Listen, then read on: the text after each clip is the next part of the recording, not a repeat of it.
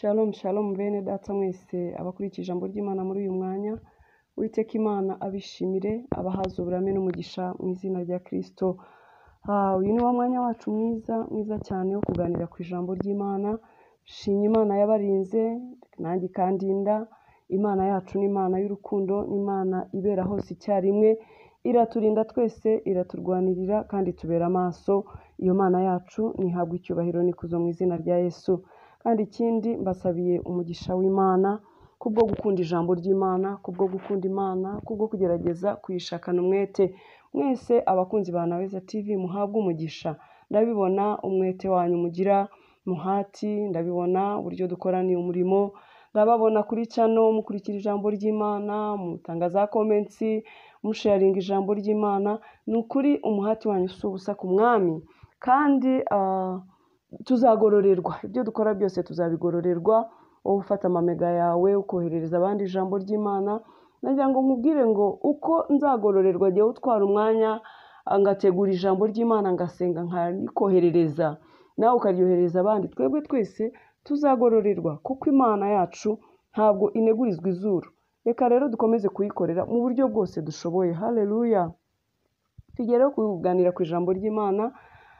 Nahaye umutwe w'ijambo uvuga ngo Imana yacu yuzuye urukundo n'imbabazi. Mwene data, Imana yacu yuzuye urukundo n'imbabazi. Imbabazi zayo nizo zituma tudashiraho. Urukundo rwayo nirwo rutubeshejeho. Iyi Mana yaradukunze kugeza aho itanga umwana wayo w'ikinege ngo adupfire abanyabyaha yewe nawe. Urumva urwo rukundo rw'Imana warugereranya n'iki mwene data?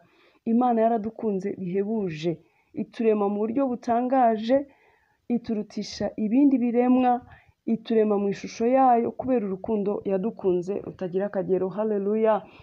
Ndakwinginze mwene data, ujye ugira umwanya wo gutekereza ku rukundo rw'Imana, ujye ugira umwanya wo gutekereza ku mbabazi z'Imana, ujye ugira umwanya wo kwibuka uburyo Imana ikwitaho, uburyo ikwitwararika, uburyo ikurwanirira, uburyo ikubera amaso. Uzi ko imbabazi zayo arizo zituma tudashiraho. Twakabaye twarashize kubw'ibyaha byacu byinshi, kubw'intege nke zacu, kubw'ibibazo by'isi biduhiga bitari bimwe, ariko imbabazi zayo n'urukundo rwayo nibyo bitubeshejeho, nibyo bituma tudashiraho. Ndibaza ko nawe wakwibuka ukavuga uti aha nari kuhagwa, ibi byamigaga sinari kubivamo, ibyo nahuye nabyo mu buzima, indwara, ibibazo, intambara byagoma kuba, ariko ubuntu bw'Imana bwambeshejeho n'uyu munsi ndiho. Ibyo wabyibuka rwose, hari ibyo uzi wanyuzemo, ubona ukuboko kw'Imana, hari ibyo nanjye nanyuzemo. Twagiye tubona ukuboko kw'Imana n'urukundo rw'Imana n'imbabazi z'Imana mu buryo butandukanye. Imana yacu rero nihabwa icyubahiro n'ikuzo kuko itugirira neza. Si ibyo gusa, hari ibyo tubamo kure yayo, tugatukisha izina ryayo, tugacumura, tukajya kure rwose, tugashayisha, tukumva yuko itazongera kutugirira neza, itazongera kutubabarira. Ariko naje kukubwira ngo Imana yacu yuzuye imbabazi n'urukundo mwene data. Haleluya. Reka rero dusome ijambo ry'Imana nyine nkuko nabikubwiye hano mu gitabo cya Nehemiya, ibice byaho 9. Reka duhere ku murongo waho wa 17. Banga kukumvira kandi ntibibuka ibitangaza wakoreye muri bo, ahubwo bagamika amajosi baragoma. Bishakira umutware ngo basubire mu buretwa bahozemo. Ariko wowe uri Imana yakereye kubababarira, igira imbabazi nibambe, itinda kurakara, ifite kugira neza kwinshi ntiwabataye. Kandi nubwo biremeraga igishushanyo cy'inyana kiyagijwe, bakavuga bati iyi niyo Mana yawe yagukuye muri Egiputa, bagakora ibirakaza bikabije, ariko wowe kubw'imbabazi zawe zitari zimwe ntiwabataye mu butayu. Inkingi y'igicu yo kubayobora ku manywa ntiyabavaga imbere, cyangwa inkingi y'umuriro yo kubamurikira nijoro, ikabereka inzira bakwiriye kunyuramo. Haleluya, haleluya. Nkuko twese tubyumvise iri jambo ry'Imana mu gitabo cya Nehemiya ibice 9 nkuko tubisomye guhera hano ku murongo wa 17. Yesu ashimwe cyane. Turasomye tugeza ku murongo wa 19. Iri jambo riravuga ku Bisirayeli. Twese tuzi amateka y'Abisiraheli, tuzi uburyo kibababajwe, tuzi abana b'Imana uburyo bakubititse, tuzi ibyo bahuriye nabyo mu gihugu cya Egiputa, uburyo bakoreshejwe uburetwa bakababazwa, bakicwa n'inzara, bakicwa n'imirimo ivunanye, abagore barababajwe, nta mugore wabyaraga ngo ahabwe igihe cyo kuruhuka, bamwiteho, bamugaburire. Ukuntu twebwe ababyeyi tububaha tukabitwararika umuntu wabyaye, tukagira amafunguro tumutegurira, bakamukanda umugongo ababyeyi bagenzi be, agira imyambaro yambara, agira aho aryama, agira mbese uburyo bwo kwitabwaho. Ariko iyo mikino nta yari ihari mu gihugu cya Egiputa. Umubyeyi yarabyaraga, ntabyo kubona amafunguro, ntabyo kwitabwaho, agakora imirimo ivunanye, agakata urwondo, akikorera ibimurusha ibiro. Umva, barababajwe, bakoreshwa uburetwa, barakubitika, barababara, barongera barababara. Haleluya. Agahinda kababana kenshi, uburetwa burakabya, barababazwa mu buryo burenze kwemera. Ariko batakiye Uwiteka, barize, baborogeye Imana, Imana yumva umuniho wabo, yumva kuboroga kwabo, yohereza umukozi wayo Mose ngo ajye kubakura mu gihugu cya Egiputa, mu gihugu cy'uburetwa. Nk'uko nawe wagize ibyago n'amakuba, wahuye na byinshi bikubabaje, ukaririra Imana, ukayitakira, ukayitakambira, ikagutabara muri ibyo bibazo. Imana yacu ni umutabazi utabura guseruka mu makuba no mu byago. Ni ukuri yuzuye impuhwe n'urukundo n'imbabazi. Yesu ashimwe cyane. Imana ibakura mu gihugu cya Egiputa mu buryo butangaje batatekerezaga, ikoresheje amaboko menshi n'imbaraga zayo no gukomera kwayo. Ibakura mu gihugu cya Egiputa, bageze ku nyanja itukura. Umwanzi wabo Farawo bakurikiye n'ingabo ze, bashaka kubicira hariya, cyangwa bashaka kugira ngo basubize mu buretwa. Imana ikora ibitangaza ku nyanja itukura, barambuka, abanzi babo baba ari bo bashirira kuri iriya nyanja. Ayo ni amaboko y'Uwiteka babonye. Ibyo ni ibitangaza. Ese mwene data, we wabonye ibitangaza by'Imana kangahe? Ni rimwe, ni kabiri, ni gatatu se? Imana yigeze ihwema kukugirira neza? Imana yacu ntabwo ijya idusiga mu makuba, mu gahinda, mu marira, mu byago. Ihora iri hafi yacu, iturengera, iturwanirira. Ikimenyimenyi ni ukuntu yatanze umwana wayo w'umukiranutsi, w'umuziranenge, ngo apfire wowe nanjye. Urwo ni urukundo rutagereranywa mwene data. Haleluya. N'ibindi bitangaza byinshi idukoreye, ibyo inkoreye, ibyo igukoreye ni byinshi. Ese ushubije amaso inyuma ntiwabyibuka, ukibuka ineza y'Imana? Ni ukuri Imana yuzuye kugira neza kwinshi. Haleluya. Ariko bamaze kwambuka inyanja itukura, hamwe n'ibitangaza babonye, hamwe n'amaboko y'Uwiteka akomeye babonye, bageze mu butayu, bongeye gukubitika, bahuye n'ibigeragezo, bahuye n'inzara, bahuye n'izuba, bahuye n'inzoka z'ubusa, bahuye na byinshi, bagira inyota. Urumva mu butayu nawe nta byiza bihaba. Azengurutse mu butayu imyaka n'imyaka, bibagirwa ineza y'Imana kubera ibigeragezo. Hari igihe tugera mu bigeragezo, tukagera mu bihe bikomeye, tukibagirwa ko Imana yigeze iturengera, tukibagirwa inshuro Imana yadutabaye, tukibagirwa ibikomeye, imirimo n'ibitangaza Uwiteka yakoze mu buzima bwacu. Niko umwana w'umuntu aremye, turemye muri kamere yo kwibagirwa. Turibagirwa. Ikigeragezo ugezemo uyu munsi nicyo kigukomerera ahari kuruta ibindi. Sinzi uko turemye, nuko nguko turi abanyantege nke, ukumva ntiwigeze ubona n'ineza y'Imana, ukagira ngo nta kimana yigeze gukorera, ukajya kure mu marira no mu gahinda no mu kwiganyira, ukava ku Mana, ukibagirwa rwose ko Imana ariyo mutabazi wawe. Biragatsindwa mwene data, kuko kujya kure y'Imana nibyo Satani ashaka. Kandi iyo akujyanye kure, ubwo abagira ngo akwihebeshe, agushyire mu nguni y'agahinda n'amarira, yenda uzanapfire muri ibyo byaha, muri ayo maganya, ubure n'ubugingo. Niwo mugambi wa Satani. Satani ni umwanzi wacu. Mwene data, iri jambo aho rigusanze, rigutere gufata umwanzuro no guhindukirira Imana. Haleluya.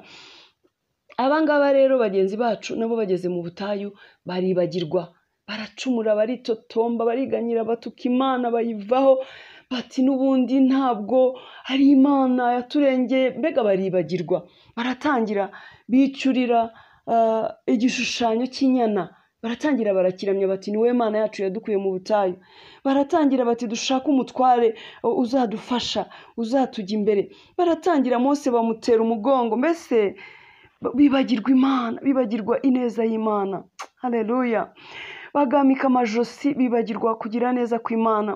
Ijambo ry'Imana uko ryatubwiye ngo banga kumvira, ngo kandi ntibibuka ibitangaza wakoreye muri bo, ahubwo bagamika amajosi, baragoma. bishakira umutware ngo basubire mu buretwa bahozemo. Bati aho kugira ngo dukubitike muri ubu butayu duhure n'ibi bigeragezo, reka twisubire aho twavuye. Ngo bishakira umutware, bati reka twisubirireyo. Bicyurira icyo kigirwamana cyabo, bacuze mu nyana baratangira barakiramya, bibagirwa amaboko y'Imana yabakuye mu gihugu cya Egiputa, bibagirwa iby'Imana yakoze, bibagirwa ko Farawo yari agiye kubica ngo abamare, bibagirwa Imana ukuntu yohereje Mose ngo abacungure abakure mu gihugu cy'uburetwa.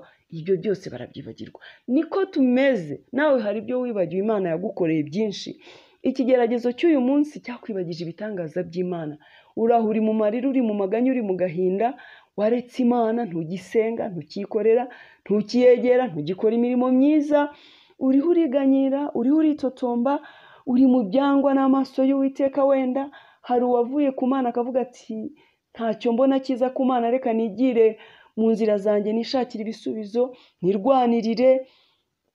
Hari uriho harabagiye mu bapfumu, hari uri mu byo kuraguza, hari uri mu biyobyabwenge, hari uri mu busambanyi akavuga ati aha niho nzakura gutabarwa, niho mbona amafaranga atunga urugo, niho mbona amafaranga ntunze. Se ndi umunyeshuri, wenda sifite uburyo bwo kubaho, reka njye mu busambanyi, niho nzakura za minervari. Umva mwene data, nta handi hari ubutabazi, nta handi hari guhumurizwa uretse kwegera Imana. Ijambo ryayo rikaguhumuriza, uretse kwereka Imana intege nke zawe, ukayereka ubwambure bwawe, ibyaha byawe, ukarambarara imbere yayo ukayibwira uti Imana ngarukiye aha, ibyo nakoze ni byinshi byangwa n'amaso yawe, ndakugarukiye kuko ni wowe mutabazi wanjye, ni wowe wuzuye ibambe n'urukundo, wicaye ku ntebe imbabazi. Mbabarira, garukira Imana mwene data, irakubabarira. Nta byaha Imana itababarira, nta makuba itagukuramo.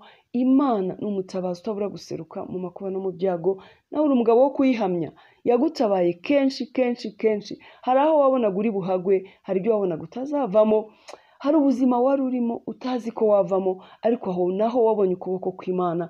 Wikwibagirwa nk'uko aba bene data bageze aho bakibagirwa. Ariko nubwo bibagiwe, bonye ko ijambo ry'Imana ryatubwiye ngo nubwo bakoze ibyo byose ntibakumvire, bakagira intege nke, bakicurira ibigirwamana byabo, bakabatangira bakabiramya, bakishakira umwami ngo basubize mu gihugu cya Egiputa mu buretwa, bavuga ko nta neza yawe babonye, ntacyo wabakoreye. Ariko ntiwabataye, n'ubundi waragumye urabatabara, imbabazi zawe zibagumaho. Ko kuri Imana yuzuye imbabazi n'ibambe, wuzuye urukundo, ngo ntabwo wabataye, warakomeje urabarwanirira. Ni kuri ijambo ritubwiye ngo muri icyo gihugu cy'ubutayu ntabwo wabaretse, wabayobozaga inkingi y'igicu ikabayobora ku manywa, ntabwo yabavaga imbere kugira ngo bamenye aho bajya, bamenye uko bagenda muri ubwo butayu, bamenye inzira banyuramo. Wababaga imbere ukabamurikira. Ku manywa Imana yababeraga inkingi y'igicu bene data, nijoro ikababera inkingi y'umuriro ibamurikira ngo badasitara, ngo batayoba. Imana ntabwo itureka turi mu makuba, turi mu byago. Yaba ari nijoro ibana nawe mu mwijima w'icuraburindi, uri wenyine, nta wundi mutabazi ufite, nta wundi murengezi ufite, iragutabara. Haba ari ku manywa irakumurikira mu makuba yawe, mu gahinda, nta wundi wo kukurengera ufite, nta wundi murengezi. Uri wenyine, nta nshuti, nta muvandimwe yenda wo kukurengera, cyangwa ikibazo cyawe nta wundi wakigukemurira. Ariko Imana ntitureka habe n'umunsi wa rimwe. Iramutse ituretse, umwanzi yatumira bunguri. Kandi Imana ihora yiteguye kutubabarira, ntabwo iducira imanza ngo idutekure. Iyo igize Imana tukayigarukira, tukayiramburira amaboko, tukikubita imbere yayo tugaca bugufi, ni ukuri yuzuye ibambe, yuzuye imbabazi, yuzuye urukundo rwinshi. Izongera ikugirire neza, yigarukire aho iri jambo rigusanze mwene data, nirikugarure ku Mana. Usaba Imana imbabazi, ntabwo izakureka, ntizaguhana. Yuzuye imbabazi, yuzuye urukundo. Ni ukuri kugira neza kwayo ni kwinshi. Ongera ugarukire Imana, uhiramburire amaboko, uyibwire ngo ndaje papa, ndabyibutse ko nta wundi mutabazi, mbabarira ibyo nagendeyemo. Ni ukuri ni wowe murengezi wanjye. Garukira Imana, yiteguye kukugirira neza kuko yuzuye imbabazi n'urukundo. Mwene data, iri jambo rikubere rikubere ikize, rigukomange, rikubere iriguhwitura, rikugarure mu buntu bw'Imana, kuko nta handi gutabarwa kuri. Icyo Satani ashaka ni ukurushaho kugushyira kure mu byaha, ngo ukomeze wiganyire, witotombe, ushayishe, ujye mu byangwa n'Uwiteka, hanyuma azakwiciraho. Urumva, ntabwo tuba tuzi igihe cyacu cyo kubaho, Imana niyo ikizi. Birashoboka ko Satani yagufatira muri ibyo bihe urimo, ukabura n'ubugingo. Yesu ashimwe cyane.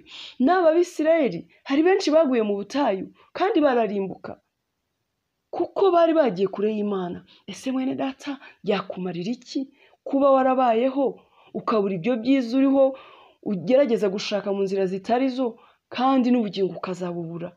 Have, hunga umujinya wa Satani. Satani ni umwanzi, ntakubeshye, nta kindi kiza gushakira, ahubwo arashaka kugira ngo uzarimbuke, uzagwe mu byangwa n'Uwiteka. Haleluya. Waba wari warizeye Imana ugasubira inyuma, yigarukira usaba imbabazi.